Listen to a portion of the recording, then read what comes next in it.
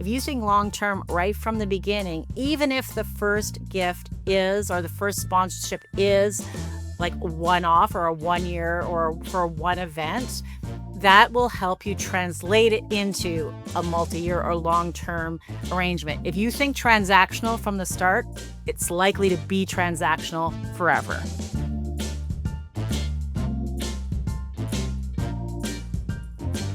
Today we get to talk about ways to build corporate partnerships that feel good and actually work with Heather Nelson. I am so excited to be able to speak with you, Heather. Now, just for our audience, a few things to know about Heather before we get started. Heather Nelson is CEO of BridgeRaise, and she and her team help fundraisers build strong corporate partnerships and sponsorships that are values aligned and, of course, are designed to raise money for not-for-profit organizations. So I'm so excited to be able to talk with you today, Heather, and hear your insights about building corporate partnerships. Thanks so much for having me today. I am thrilled to be here to share my 5 insights that I hope are really going to help everyone listening build stronger corporate partnerships. All right. So what is the first thing that you'd like to share? Well, the teaser was in the bio around relationships. Partnership is, companies want not just what you're doing, what your mission is, but your relationship is important too. So I always want to say, yes, you need to know what you're selling or what you're offering or what the product is.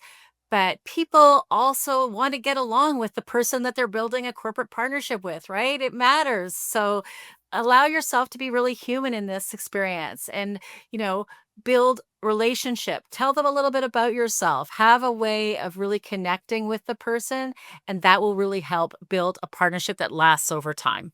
For sure. I love that. And really about being real, and That's yeah, great. connecting with somebody on the shared values, and Mhm. what you're trying to create together.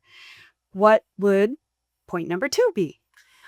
Well, I think that number 2 is particularly timely right now, which is that timing matters. You know what? I think we immediately assume if we don't hear back or if a partnership is a no, it's like because the whole thing was a disaster. But honestly, often it's timing, right? Did you hit the right point in their fiscal cycle? Is there some reason that, something is going on in the environment, like right now, which may be changing their ability to make a decision? So timing matters. You might have the right offer at the wrong time, and it's just worth revisiting it and not assuming that the whole thing is a bad idea, but maybe just the timing is wrong. So true, especially when things are so cyclical, as well as things going on that are different and new in the sector and the environment. Such a good point. That's right. That's All right. right. Number 3. Number 3 is that clarity wins. What I want to say here is I know that many of you have, huge productions, very, lots of exhibits maybe. You may have a complex mission. You may have a bunch of different programs. You cannot share about all of that all the time. You have to be clear, and it is really important that you just decide on the key message. And I know this is really your expertise, Heather, but when an organization is clear on their message hierarchy, it really helps build corporate partnerships because clarity wins. If you can explain your impact, what you want to do, what you are offering in a really clear and simple way, that can bring the organizations together. And then, over time, we can complicate it. But let's get started in a simple way. That's my tip number 3. I love that. It's so true. Starting simple and being able to build into more layers and more levels and more complexities That's as right. it makes sense. But yeah, you're right. I'm totally relating all of these points related to sponsorship and partnerships also apply to marketing in the sense of the timing and the cycles and clarity of your message. So yeah, you're right. There's so many synergies with that. That's right. Mm. Okay, another one. We're going to go back to this relationship idea for a second. That relationships are what, help with long-term thinking and long-term strategy. But if you want a long-term partnership, you need to be thinking about it from the start. I always say, like, you know what? Many corporate partnerships start with a one-time, first-time gift or investment or a sponsorship deal. That's really common, so we get to know each other, we can, build the relationship.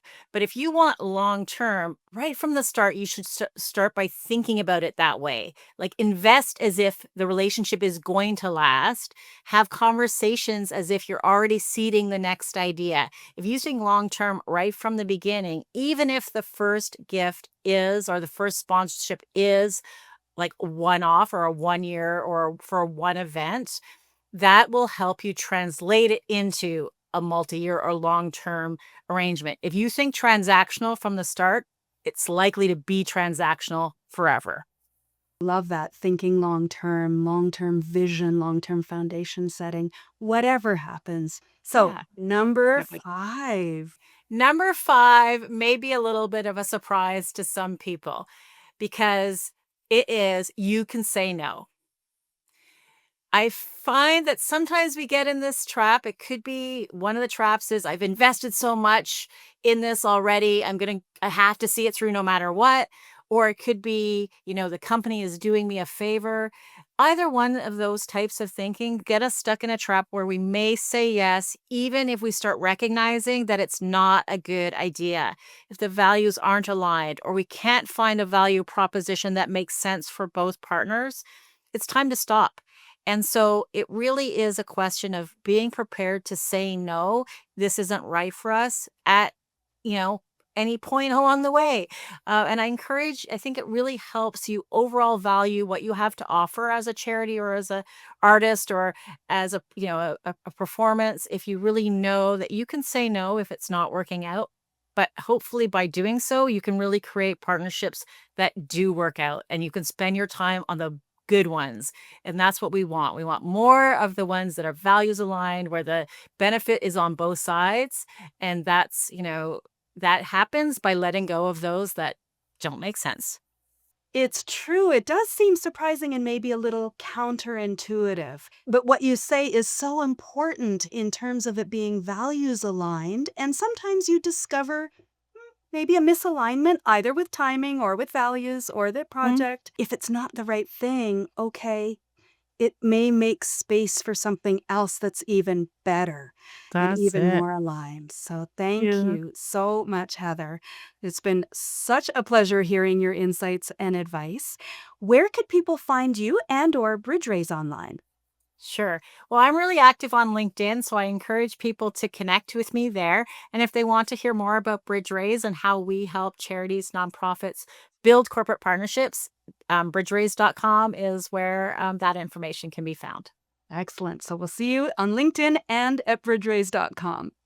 Thank you. It's been such a pleasure, Heather. It's so lovely to see you every time. And for anybody watching and listening, this has been a high five for arts leaders and creative entrepreneurs. Please join us again next week. Thank you.